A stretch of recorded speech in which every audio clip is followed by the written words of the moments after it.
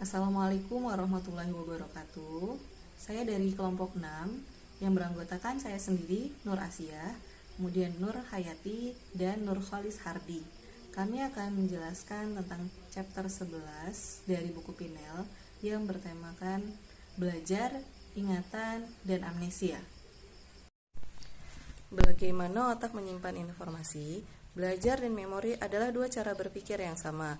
Keduanya adalah proses neuroplastik yang berkaitan dengan kemampuan otak untuk mengubah fungsinya dalam menyimpan pengalaman. Belajar berkaitan dengan bagaimana pengalaman mengubah otak. Sementara memori atau ingatan berhubungan dengan bagaimana perubahan ini disimpan dan selanjutnya diaktifkan kembali. Sehingga belajar dan memori salinglah berkaitan. Efek amnesia dari lobektomi temporal medial bilateral, orang yang berkontribusi untuk pemahaman kami tentang neuropsikologi dari memori bukanlah seorang neuropsikolog. Dia adalah HM, seorang pria yang pada tahun 1953 berusia 27 tahun. Dia memiliki bagian tengah dari lobes temporalnya yang dihilangkan atau dipisahkan untuk pengobatan dari kasus parah epilepsi yang dia alami. Berkurangnya memori atau ingatan pada HM itu sangat berperan dalam pencapaian pemahaman saat ini tentang saraf dasar memori atau ingatan, di mana pada otak bagian temporal lobenya itu dipotong atau dihilangkan sehingga mempengaruhi ingatan HM. Namun di sisi lain ini sangat berpengaruh kepada memori jangka panjangnya. Jangka pendeknya terbantu, tapi jangka panjangnya tidak. Penilaian resmi amnesia anterograde HM, penemuan ingatan tak sadar. Dalam mengkarakterisasi masalah memori anterograde HM, para peneliti mulai dengan mengukur kinerja tes objektif dari berbagai jenis memori.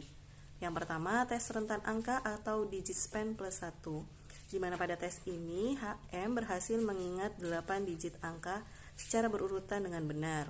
Sementara itu masih jauh dari manusia normal pada umumnya yang berhasil mengingat 15 digit setelah dilakukan 25 kali pengulangan. Kemudian tes kedua, tes block tapping memori. Pada tes ini yang diingat adalah memori sensoriknya. HM diberikan 9 balok dan diminta untuk mengurutkan sesuai dengan yang telah dicontohkan. Dan pada tes ini ia hanya mampu menyusun 5 balok secara berurutan dengan benar. Kemudian tes gambar cermin. Pada tes ini HM diminta untuk menggambar bintang dengan cara melihat tangannya pada cermin. Namun tidak boleh mengeluarkan batasan atau garis yang telah ditentukan. Nah, tes ini dilakukan selama 3 hari dan progresnya cukup baik. Namun sayangnya HM ketika ditanyakan tidak mengingat bahwa pernah melakukan tes ini sebelumnya. Kemudian tes gambar tidak lengkap. Pada tes ini diberikan 20 gambar berbeda dengan setiap setnya itu ada 5. HM diminta untuk melengkapi gambar. Dan ini dilakukan selama 1 jam, ternyata progresnya cukup baik, ia mampu mengingatnya. Dan tes yang terakhir adalah pengkondisian Pavlov. Pada tes ini HM diminta untuk mengedipkan matanya setelah diberikan nada di depan matanya atau ditiupkan di depan matanya. Tes ini kemudian diulang kembali 2 tahun kemudian dan ternyata HM masih mengingat proses ini. Namun sayangnya ia tidak bisa mengingat bahwa ia pernah melakukan tes ini juga. 3 kontribusi ilmiah utama dari kasus HM. Yang pertama dengan menunjukkan bahwa lobus temporal medial memainkan sebuah peranan yang sangat penting dalam ingatan. Kasus HM menantang pandangan umum bahwa fungsi ingatan adalah menyebarkan dan menyalurkan secara merata ke seluruh otak. Kemudian yang kedua, penemuan lobektomi temporal medial ini menghapuskan kemampuan HM untuk membentuk jenis ingatan jangka panjang tanpa mengganggu penampilannya pada tes-tes memori jangka pendek atau ingatan yang lama. Ingatan untuk pengalaman di masa lalu yang lama. Ini didukung teori bahwa ada berbagai mode penyimpanan untuk ingatan, yaitu ingatan jangka pendek, jangka panjang, dan yang lama. Ketiga, kasus HM adalah yang pertama mengungkapkan bahwa seorang pasien mungkin mengklaim tidak ada ingatan dari pengalaman sebelumnya, sambil menunjukkan ingatan untuk itu dengan meningkatnya kinerja pada tes berikutnya. Contohnya pada tes gambar cermin dan gambar tidak lengkap. Penemuan ini menyebabkan terciptanya dua kategori ingatan jangka panjang yang berbeda, yaitu ingatan eksplisit dan ingatan implisit. Ingatan eksplisit adalah ingatan sadar jangka panjang menjadi yang dikenal sebagai ingatan eksplisit atau ingatan deklaratif. Dan kemudian ingatan implisit adalah ingatan jangka panjang yang ditujukan oleh peningkatan kinerja tes tanpa sadar. Amnesia lobe temporal medial. Pasien neuropsikologis dengan profil berkurangnya bantuan ingatan. Hal ini mirip dengan kasus HM, dengan fungsi intelektual yang normal dan dengan bukti adanya kerusakan lobe temporal medial, sehingga dikatakan menderita amnesia lobe temporal medial atau menghilangnya daya ingat pada bagian tengah pada lobe temporal. Ingatan semantik dan episodik. Ingatan semantik adalah ingatan eksplisit untuk fakta umum atau informasi, sementara ingatan episodik adalah ingatan eksplisit untuk peristiwa tertentu, misal episode dari hidup seseorang. Efek dari cerebral global ischemia pada hipokampus dan memori. Pasien yang telah mengalami cerebral global ischemia telah mengalami gangguan suplai darah ke seluruh otak mereka.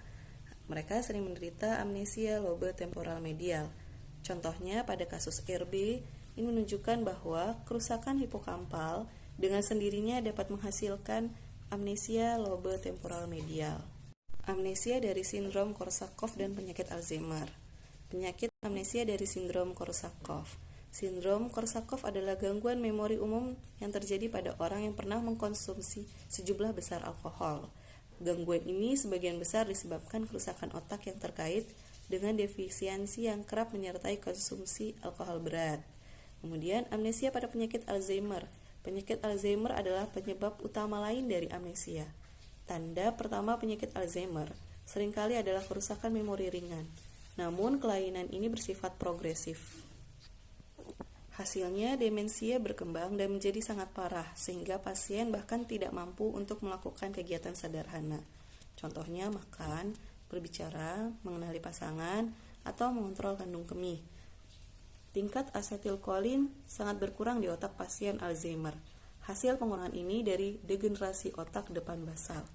Garis tengah daerah yang terletak tepat di atas hipotalamus, yang merupakan sumber utama asetilkolin.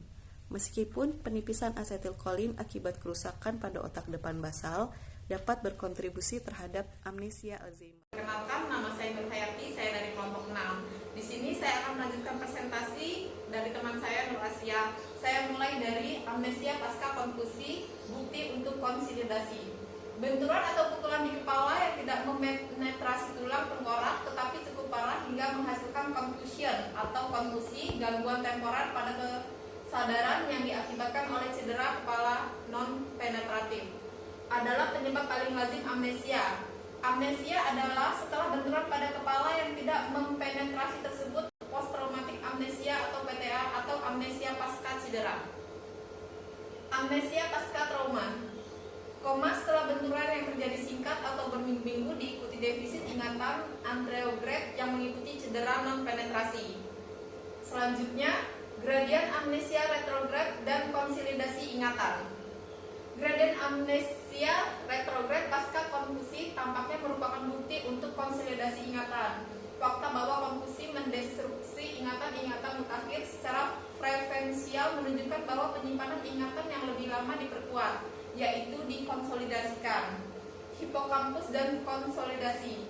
Kasus HM memberikan bukti konsolidasi ingatan dan tampaknya menunjukkan bahwa hipokampus memainkan peran khusus di dalamnya.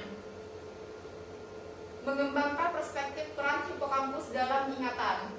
Eksperimen mustahil dilakukan menggunakan objek manusia. Akhirnya pada pertengahan 1970-an, model binatang menjadi terobosan besar yang membuka jalan bagi investigasi eksperimental terhadap neuroanatomi amnesia lobus temporal medial. Dasar neuron anatomi defisit pengenalan objek yang diakibatkan oleh lobektomi temporal medial bilateral. Pada awal tahun 1990, 90-an, para peneliti mulai mengakses efek-efek lesi di berbagai struktural lobus temporal medial relatif pada performa Delayed non-matching to sample test, baik pada kera maupun tikus. Kemudian neuron lobus temporal medial dan ingatan.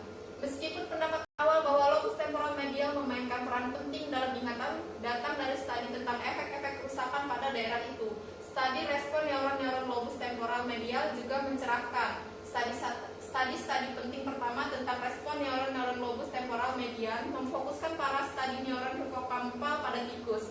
Penelitian ini distimulasi oleh temuan bahwa lesi bilateral hipokampal secara konsisten mendisrupsi performa pada tugas-tugas yang melibatkan ingatan untuk lokasi spesial.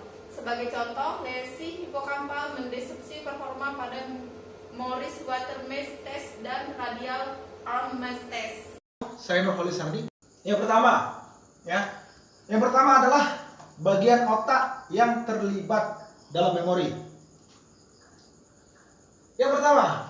Poin yang pertama, korteks inferotemporal. Yang kedua, amigdala. Yang ketiga, korteks prefrontal. Yang keempat, otak kecil. Dan yang kelima, striatum. Mekanisme sinaptik dalam pembelajaran dan memori potensi jangka panjang atau long term potential. Yang pertama, memori jangka panjang dapat diperoleh oleh tingkat stimulasi rendah yang meniru aktivitas saraf normal.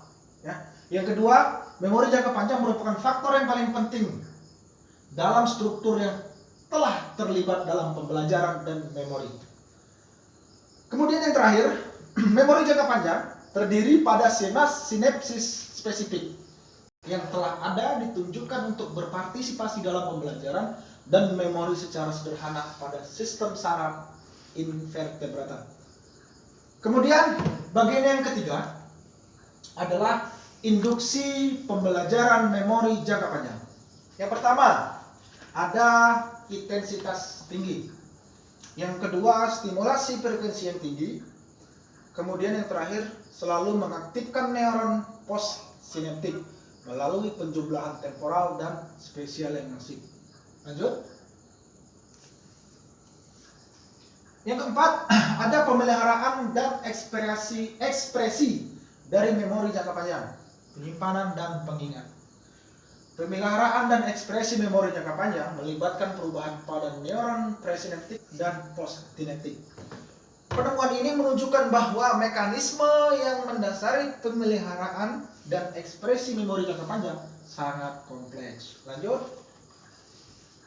Yang kelima, ada variabilitas dari memori jangka panjang. Yang pertama, depresi jangka panjang. Yang kedua, neuron presinaptik. Neuron presinaptik frekuensi rendah. Yang terakhir adalah metaplastik. Oke. Baiklah, hanya itu yang bisa saya terangkan dan bisa saya jelaskan.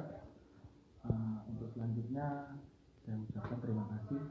Mudah-mudahan video dari kami, penjelasan dari kami bermanfaat dan berguna, bisa jadi pembelajaran untuk kita semua. Terima kasih. Assalamualaikum.